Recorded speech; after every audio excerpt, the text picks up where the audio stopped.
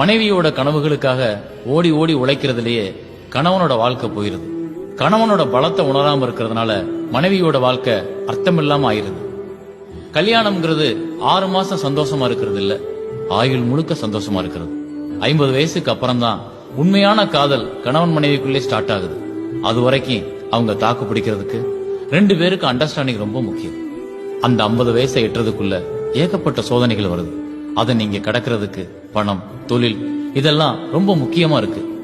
ஊருக்காரங்க முன்னால தன்னோட கௌரவத்தை காட்டணும்னு கடன் வாங்கி எல்லாத்தையும் பண்ணிட்டு பிரச்சனைகள் வரும்போது பணத்துக்காக ஒவ்வொருத்தரும் எப்படி அலையறாங்கன்றத நான் கண்கூட பார்த்ததுக்கு அப்புறம் தான் இந்த முடிவுக்கே வந்தேன்.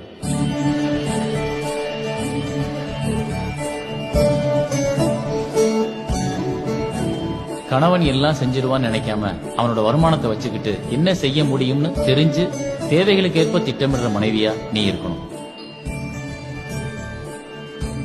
அதே போல மனைவி கேட்ட உடனே அவளை சந்தோஷப்படுத்தணும்னு ஓடி போய் கடன் வாங்கி எல்லாம் செஞ்சு மாட்டிக்காம உண்மையான வாழ்க்கை என்னன்றத அவளுக்கு புரிய வச்சு சந்தோஷமா வாழ்ற கணவனா நீங்க இருக்கணும்.